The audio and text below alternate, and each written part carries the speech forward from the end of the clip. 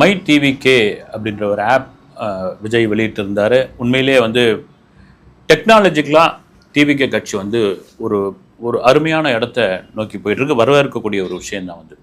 ஏன்னா இதுக்கு முன்னாடி 1 கோடி பேர் உறுப்பினர்கள் சேர்ந்திருக்காங்க. அந்த 1 கோடி பேர் உறுப்பினர்களும் நம்ம விசாரித்த வகையில் டூப்ளிகேட் கிடையாது. டூப்ளிகேட்டுக்கான வாய்ப்பு கிடையாது.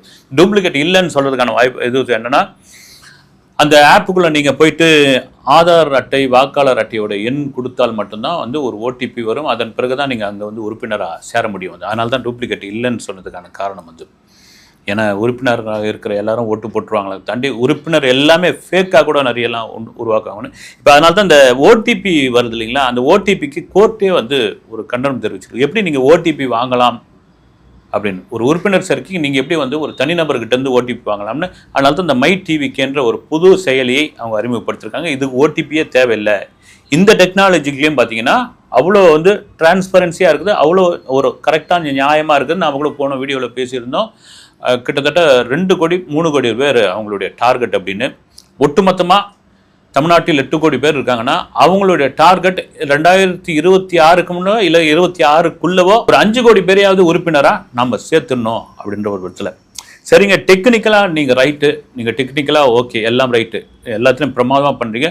கல அரசியல் ரொம்ப ரொம்ப முக்கியமாச்சு விஜய் அப்படின்ற ஒரு கேள்வி நிச்சயமாக வந்து நீங்கள் வந்து. ஏன்னா பிஜேபி கூட இந்த டெக்னிக்கலான விஷயத்தை, அதுவும் குறிப்பாக சோஷியல் மீடியா சேனல்கள், யூடியூப் சேனல்கள், சோஷியல் மீடியாவில் வச்சு தான் பிஜேபி வந்தது வந்து. அதை சரியாக பயன்படுத்திக்கிட்டாங்க. ஏன் திமுகவே கடந்த எலெக்ஷனை வந்து ஒரு டெக்னாலஜி வச்சு தான். பிரசாந்த் கிஷோர் தான் அதுக்கு ஒரு பேக்போனாக இருந்தார். பிஜேபிக்கு அப்படி தான் இருந்தார் அவர்.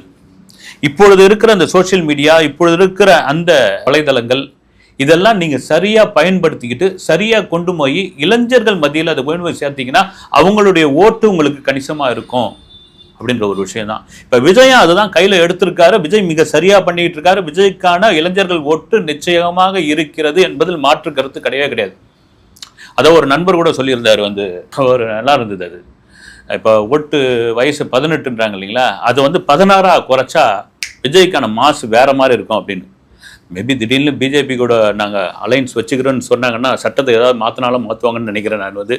அதுக்கான வாய்ப்பு இல்லை. அதுவும் பெரிய கொந்தளிப்பாக மாறும் அது. ஏன்னா 18க்கு கீழே இருக்கிற அந்த பசங்க, 16 வயசுல இருக்கிற பசங்க விஜய்க்கு ஒரு பெரிய மாசா இருக்கிறாங்க. ஏன்னா ராஜீவ்காந்தி தானே வந்து மாற்றினார். 21 வயசு இருந்ததை வந்து 18 வயசா மாற்றினது வந்து ராஜீவ்காந்தி தான். இப்போ அதெல்லாம் இருக்கும்போது நீங்க எப்பங்க களத்துக்குள்ள இறங்க போறீங்க அப்படின்ற விஷயம். இந்த மை டிவிகே ஆப் வெளியிட்ட பொழுது கூட விஜய் ஏதோ ஒரு பெரிய ஸ்பீச் கொடுக்க போகிறார் அப்படின்னு பார்த்தா நிச்சயமாக நான்லாம் எதிர்பார்த்ததுன்னா ஒரு 5 நிமிஷம் தான் பேசுவார் அப்படின்னு எதிர்பார்த்தோம். ரொம்ப சுருக்கமா பேசிட்டு, ஆனால் ஏன் டல்லா பேசினாரு அப்படின்ற ஒரு விஷயம் எனக்கே கூட அது ஒரு பெரிய மன வருத்தமா இருந்தது. நீங்க மற்ற அரசியல்வாதி மாதிரி மேடையில வந்து ஹா ஓ ஆச்சா போச்சா தெரியுமா அப்படின்லாம் ஒன்றும் ஏதோ ரொம்ப காதல குசு குசுன்னு வச்சா மாதிரி பேசுறது வந்து எந்த விதத்துல, அதெல்லாம் கண்டிப்பாக சொல்லி தான் ஆகணும் வந்து. இது ஏன்னா உங்களுக்காக வந்திருக்கிறவங்க, அவங்க உங்களுக்காக இந்த லைவ்ல பார்த்து கொண்டு இருப்பவர்கள் எவ்வளோ பேர் வந்து நீங்கள் ஒரு விஷயத்தை வந்தீங்கன்னா போல்டாக அடித்து சொல்லணுமே. ஏன் டல்லாக இருக்காரு? மனசு சரியில்லையா? உடல்நிலை சரியில்லையா? அவருக்கு ஏதோ ஒரு விருப்பம் இல்லையா? அவரை யாராவது வந்து மன ரீதியாக வந்து காயப்படுத்திட்டாங்களா அப்படின்ற மாதிரி சோசியல் மீடியாவில் விமர்சனம்லாம் போயிடுது. அந்த அளவுக்கு டல்லாக தான் பேசியிருந்தாரு. ஏன்னா ஆதவர்ஜனா ஒரு பக்கம் பார்த்தா புழக்கிறாரு, என்ன ஆனந்த் இன்னொரு பக்கம் பார்த்தீங்கன்னா வெளுக்கிறாரு. இப்படி இருக்கும் பொழுது நீங்க தலைவர் பேச வராருன்னு போது அந்த 2 பேரை தாண்டி எப்படி பேசணும்? வைகோ கட்சியில் கூட வந்து பெரிய சலசலப்பு ஏற்பட்டிருக்கு. அதில் கூட பார்த்தீங்கன்னா நாஞ்சில் சம்பத் என்ன பேசுறாரு தெரியுங்களா? நான் வைகோ மீறி பேசிட்டேன்னு வச்சுங்க, அடுத்த முறை என்ன பேச விட மாட்டாரு. வைகோ மீறி எனக்கு வந்து கைத்தட்டல் விழுந்துச்சுன்னு வச்சுங்க, அதுக்கப்புறம் காண்டாயிடுவாரு. அப்படிதான் பல இடங்கள்ல நடந்திருக்குன்றார். இப்போ மல்லை சத்யாவும் அதுதான் சொல்றாரு. அது அந்த உட்கட்சி பூசல். ஆனா இங்க என்னன்னா, இவங்க எல்லாரும் யாரா இருந்தாலும் சரி, ஒரு ஆதவர்ஜனா இருக்கட்டும், ஒரு என் ஆனந்தாக இருக்கட்டும், ஒரு ராஜ்மோகனாக இருக்கட்டும், நம்மளெல்லாம் தாண்டி ஒரு தலைவர் பேசணும் அப்படின்னு தான் அவங்க விரும்புறாங்க. இதெல்லாம் தாண்டி அங்க வந்திருந்த மாவட்ட செயலாளர்கள், பொறுப்பாளர்கள், உங்களை பார்த்துக்கிட்டு இருக்க ரசிகர்கள், உங்களை பார்த்துக்கிட்டு இருக்க தொண்டர்கள், உங்களுக்காக ஓட்டு போட காத்திருக்கும் இளைஞர்கள்லாம் வந்து விஜயண்ணா நீங்க சினிமாவில் எப்படி வெளுக்குறீங்க, அப்படி நீங்க மேடையில் வெளுக்கணும் அப்படின்ற ஒரு விஷயம் தான். ஆனா பார்த்தீங்கன்னா பேசிட்டு போயிட்டார். சரி, விஜய்க்கான பலம் எப்படி இருக்கும் அப்படின்ற பொழுது அது ஒரு நாளுக்கு நாள் கூடிக்கிட்டே தான் இருக்குது, வந்து அதிகமாகிக்கிட்டே தான் இருந்தது. அதில் மாற்றுக்கிறது கிடையாது. இந்த ஆப் கூட பார்த்தீங்கன்னா மை டிவிக்குன்ற ஆப்பு பல பேருக்கு வந்து ரொம்ப கடுப்பெல்லாம் உண்டாக்கிருக்குது. ஏன்னா அந்த டெக்னிக்கலாக அவ்வளோ பிரமாதமாக சாஸ்தா அப்படின்ற ஒரு நிறுவனம் தான் அதை பண்ணி கொடுத்துருக்காங்க. அது கூட ஏதோ பிஜேபியோட பின்னணியில் இருக்குன்ற ஒரு மாதிரியான ஒரு டாக்லாம் போயிட்டு இருக்கு வந்து. அதனால தான் பிஜேபி அவர் வந்து ரொம்பலாம் கடுமையாக எதிர்க்க மாட்டேன்றாரு அப்படின்னு. எப்போ அதிமுகவே எதிர்க்க மாட்டேன்றாரு, நாங்கள் பிஜேபி எதிர்க்க மாட்டேன்றாரு, இது ஒரு பக்கம் ஓடிட்டு இருக்கு, அது விமர்சனம்லாம் இருக்கும். ஏன்னா டெக்னிக்கலாக இவர் இப்படி போயிட்டு இருக்காரு. சரி, பெண்கள் ஓட்டுன்றீங்க. நம்ம நண்பர் ஒருத்தர் கேட்டார், என்ன ஏங்க பெண்கள் ஓட்டுன்றீங்க, அவங்களுக்கு உரிமை தொகை கொடுக்குறாங்க, அப்புறம் பார்த்தா விலையில்லா பேருந்து கட்டணம் அதில் போயிட்டு இருக்காங்க, இதை மீறி வருவாங்களா அப்படின்னா, இதை மீறி இல்லை, இதை தாண்டி ஒரு ஓட்டு வங்கி வந்து விஜய்க்கு இருக்கு. ஒரு பக்கம் வந்து உரிமை தொகை, அந்த உரிமை தொகை கூட எடப்பாடி வந்து அதிகமாக ஏற்றி தரேன்னு சொல்லியிருக்காரு, பேசியிருக்காரு. நாங்கள் ஆட்சிக்கு வந்தால் 2500 ரூபாயிலிருந்து 3000 வரைக்கும் குடிக்கிறோம்னு. இன்னொரு பக்கம் பார்த்தீங்கன்னா விஜயும் அதை சொல்லலாம், வந்து விஜய் எந்த மாதிரி சொல்கிறான்னு தெரியல. அப்புறமா கட்டணம் இல்லா பேருந்து பெண்களுக்கு எல்லாருக்கும் பாகுபாடே கிடையாது, வந்து எல்லாருக்கும் வந்து. இதெல்லாம் தாண்டி விஜய்க்கு பெண்கள் மத்தியில் ஒரு சப்போர்ட் இருக்கான நிச்சயமாக இருக்கிறது.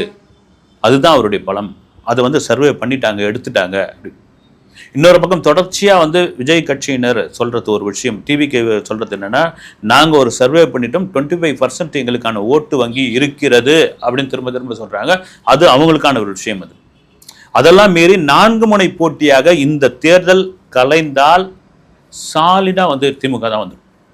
அதில் ஒன்றும் கிடையாது. நீங்கள் 4 எருதை தனித்தனியாக பிரிச்சுட்டா ஒரு சிங்கம் ஈஸியாக அட்டாக் பண்ணிட்டு போயிட்டே இருக்கும். அப்போ கூட்டணிக்கு வாய்ப்பு இருக்கா அப்படின்னா நம்ம திரும்ப சொல்கிறது தான் வந்து, இப்போ அறிவிக்க மாட்டாங்க, இப்போ எதையும் கலைச்சி விட மாட்டாங்க, இப்போ எதையும் சொல்லவே மாட்டாங்க. கூட்டணின்ற ஒரு விஷயத்தை நீங்கள் நெருங்க பாருங்க. ஜனவரி மாதம் ஒரு பிரம்மாண்டமான மாநாடு இருக்கிறது. கூட்டணி தலைவர்கள் விஜய் தலைமையில் கைகோர்த்து நிற்கக்கூடிய 3.0 மாநாடு. அந்த மாநாடு மட்டுமே தெரிவிக்கும்.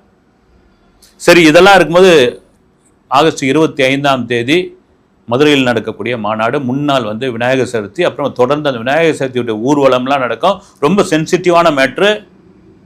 இந்து முன்னணியினர், பிஜேபி, அப்புறம் இந்து அமைப்பினர், இவங்கெல்லாம் வந்து ஒரு பெரிய விழாவாக அதை கொண்டாடுவாங்க.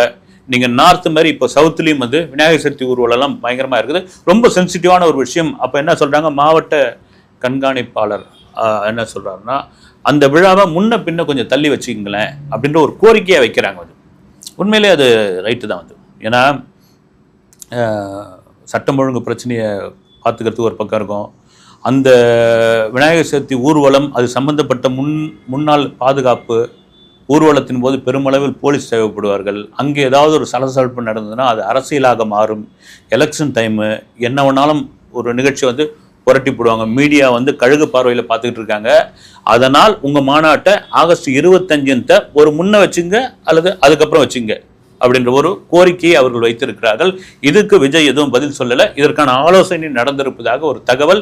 இல்லை 25 நடத்தி தீர்வோம், நீங்கள் என்ன போலீஸ் ப்ரொடக்ஷன் கொடுக்குறீங்களோ கொடுங்க அப்படின்ற ஒரு விஷயத்துக்கு வராங்களா, அதை ஏற்றுக்கொள்வார்களா என்று தெரியவில்லை.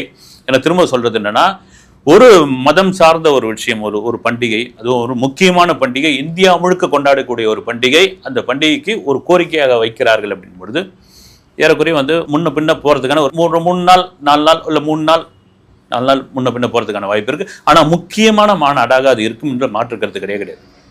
திரும்ப கூட சொல்லியிருந்தார், ஒரு நண்பர் கூட சொல்லிட்டு இருந்தார், எங்கள் விக்கிரவாண்டியில் வந்த கூட்டம் தானங்க வரப்போகுது, மறுபடியும் என்ன புதுசாக வந்துருப்போகுதுன்னு. இல்லைங்க, தென் மாவட்டத்தில் பார்த்தீங்கன்னா மைய புள்ளி வந்து மதுரை. வந்து இப்போ தென் மாவட்டத்திலேருந்து சென்னைக்கு வரணும், ஒரு ஃபங்க்ஷனுக்கோ ஒரு வெளியீட்டு விழாவுக்கோ வேறு ஏதோ ஒரு கட்சி மாநாட்டிற்கோ வரணும் அப்படின்னா ஒரு அதிகபட்சமாக ஒரு 10 பேர் மட்டும்தான் வருவாங்க. செலவு அதிகம். ஒரு வேன் தான் ரெடி பண்ணுவாங்க, இல்லை 2 வேன் ரெடி பண்ணுவாங்க. நீங்கள் மதுரை மாதிரி ரொம்ப கிட்ட இருக்கும்போது ஒரு என்ன சார் பயணம் செய்கிறதுல ஒரு 3 மணி நேரம் 2 மணி நேரம் 1 மணி நேரம் இருக்கும் பொழுது எட்ரா வண்டியை ஒரு 10 வண்டியை புட்டுறா, போலாண்டா வாடா, போய் விஜய் அங்கேருந்து தூரம் வந்து பார்த்துட்டு வருவோம், கை தட்டிட்டு விசில் அடிச்சுட்டு வருவோமா அப்படி மாதிரி கிளம்பும் போது அது அதிகப்படியான கூட்டமாக மாறும். இங்கே வட தமிழ்நாட்டிலேருந்து கிளம்புவாங்க. அது கிடையாது. ஆனால் கண்டிப்பாக அந்த 506 ஏக்கர் அப்படின்னு அவங்க முடிவு பண்ணுறது இத்தனை லட்சம் பேர் வருவாங்கன்னு அவங்க ஓகே பண்ணி தான் பண்ணியிருக்காங்க. ஏன்னா விக்கிரவாண்டி மாநாட்டிலே 3 லட்சம் பேர் 2.5 லட்சம் பேர் வருவாங்க அப்படின்னு உளவுத்துறை கருத்து கணிப்பு. மற்றவங்களாம் என்ன விமர்சனம் பண்ணியிருக்காங்க, 50,000 பேர் வந்தாலே பெரிய விஷயமா. வந்து நடிகனை பார்க்கறதுக்கு எல்லாம் வீட்டில் உட்காந்து ஃபோனில் வந்து லைவ்ல பார்த்துட்டு போகிறாங்க, இதுக்கு எதுக்குன்னாங்க. ஆனால் 10 லட்சம் பேர் வந்தாங்க. அதே போல் விஜய் தொடர்ச்சியாக வைக்கிற விமர்சனம் என்னன்னா, பிஜேபியுடன் திமுக ரகசியமாக கை கோர்த்து கொண்டிருக்கிறது. அவங்களுக்குள்ள ஒரு அண்டர்ஸ்டாண்டிங் இருக்குல்ல, அவங்களுக்கு வந்து தேர்தலில் வந்து ஒரு உடன்பாடு நடந்திருக்குது. அவங்க வெளியே தான் நடிச்சுக்கிறாங்க. ஆனால் எங்களை பொறுத்த வரைக்கும், டிவிகே பொறுத்த வரைக்கும் கொள்கை எதிரி, அரசியல் எதிரி, நாங்கள் ரொம்ப உறுதியாக இருக்கிறாங்க அப்படின்ற மாதிரி விஷயம் இருக்கு. இதை கூட நிறைய பேர் வந்து இந்த சமூக வலைதளங்கள்லாம் எழுதியிருக்காங்க. இப்போ கங்கை கொண்ட சோழபுரம் மோடி வந்திருந்தார் இல்லை பிரதமர் மோடி, அப்போ நீங்கள் அமைச்சர் தங்கம் தென்னரசு மாதிரியான திமுக முக்கியமானவர்கள்லாம் மேடையில் இருந்தாங்க வந்து.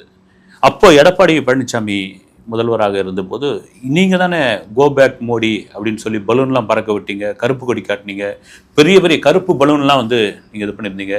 எடப்பாடி பழனிசாமியை கடுமையாக விமர்சனம் பண்ணீங்க வந்து. ஒரு முதல்வர் போய் இப்படி வந்து போய் நிற்கிறீங்க வந்து, அதிமுகவுக்கு அழுக்கு இழுக்கு அப்படின்லாம் சொல்லிட்டு இருந்தீங்க. ஆனால் இப்போ என்ன சொல்கிறீங்க, ஒரு பிரதமர் வரும்பொழுது ஒரு கட்சி, ஒரு ஆட்சியில் உள்ளவர்கள் இன்னொரு ஆட்சியாளர்கள் அப்படின்ற விதத்தில் அது நட்புறவு தான் அப்படின்னு சொல்றதுல எந்த விதத்தில் நியாயமும். அப்போ விஜய் சொல்றது கரெக்டானா அப்படின்ற ஒரு கேள்வியும் இருக்குது வந்து. ஏன்னா முதல்ல ஒரு எதிர்ப்பலையை சொன்னீங்க, கோபேக் மோடி, கருப்பு கொடி இதெல்லாம் சொன்னவங்க, இப்போ நீங்கள் வந்து மோடியை புகழ்ந்துட்டு இருக்கீங்க. கேட்டால் நாங்கள் மோடின்ற ஒரு தனி மனிதர் கிடையாது, பிரதமர் அப்படின்ற முறையில் நாங்கள் பார்க்குறோம் அப்படின்னு. அதை தானே எடப்பாடியும் பண்ணார். பிரதமர்ன்ற முறையில் தானே அவர் போய் உட்காந்தாரு. அவரை போட்டு இந்த அடி அடிச்சிங்களே அந்த சமயத்தில் அப்படின்ற ஒரு கேள்வியும் இருக்குது. இதெல்லாம் தாண்டி விஜய் இதெல்லாம் பேசுறாரு, ரைட்டு, அறிக்கையா கொடுக்குறாரு, எக்ஸ் வலைதளத்தில் சொல்றாரு, எல்லாம் ரைட்டுங்க. அந்த மை டிவிக்கு ஆப் ரிலீஸ் பண்ணார்ல, அந்த நேரத்தில் விரைவில் மக்களை சந்திப்போம், விரைவில் பயணத்தை தொடரும்னு சொன்னாரு. எப்போ மக்களை சந்திப்போம்னு ஒரு டேட்டை சொல்லியிருக்கணும், எப்போ பயணத்தை தொடரும்னு ஒரு டேட்டை சொல்லியிருந்தா ரைட்டு. அதுதாங்க ரொம்ப முக்கியமான விஷயம். அது கண்டிப்பா நடக்கும். செப்டம்பர் 17 மக்களை சந்திக்கிற ஒரு பயணம் இருக்கிறதுன்ற மாதிரியான ஒரு விஷயம் இருக்கும் பொழுது, இந்த மக்களை சந்திக்கிற விஷயம் இதே போல பாத்தீங்கன்னா ஒரு வேன்ல இருந்துகிட்டு, ஒரு சொகுசு கார்ல இருந்துகிட்டு, ஒரு கேரவன்ல இருந்துகிட்டு நீங்க அதை முடிவு பண்ணீங்கன்னா மக்களிடம் போய் ரீச் ஆகாது. இது எம்ஜிஆர் பாணியை நீங்க கையில எடுத்தே ஆகணும். நீங்க பழையபடியே வந்து 66, 74 அரசியல்லாம் பேசிட்டு இருக்க முடியாது, அதெல்லாம் முடிஞ்சு போச்சு. இப்ப இருக்கிறதுக்கு வந்து நீங்க இறங்கி போய் அவங்க வீட்டு வாசல்ல நிற்கணும், அந்த பெரியவரை பார்த்து கை கொடுக்கணும், அந்த பாட்டியம்மாவை பார்த்து ஒரு அணைச்சி ஒரு அக் பண்ணணும், அவங்க வீட்டில் வாங்கி ஒரு சொம்பு தண்ணியை குடிக்கணும், உங்களுக்கு நான் இருக்கிறேங்க, நான் வருவேங்கன்ற ஒரு நம்பிக்கையை கொடுக்கணும். நீங்கள் திரையில் பெரிய ஆளுமையாக இருக்கிற நீங்கள் வந்து ஒரு சாதாரண மனிதன் வீட்டில் போய் நிற்கும் பொழுது அவனுக்கான நம்பிக்கை வரும். அவர் வந்து திரையில ராஜா, அவர் திரையில பெரிய ஃபைட்டரு, திரையில பார்த்தீங்கன்னா அவர் வந்து வசாது 1000 பேர் அடிச்சு நொறுக்குவாரு. அவர் நம்ம ஏரியாவுக்கு எங்கப்பா வரப்போறாருன்னு அவர் நம்ம வீட்டுக்கே வந்துட்டாருன்னு விஜய்க்கு ஒரு பெரிய பலமாக நிற்கும். அந்த வேலையை அவர் கையில் எடுத்து விட்டால், அதை மிக சரியாக செய்து விட்டால் 2026 எலெக்ஷனில் டிவிக்கு ஒரு மிகப்பெரிய பங்கு அளிக்கும் என்பதில் மாற்று கருத்து கிடையவே கிடையாது. அடுத்த வீடியோவில் சந்திக்கிறேன். நன்றி.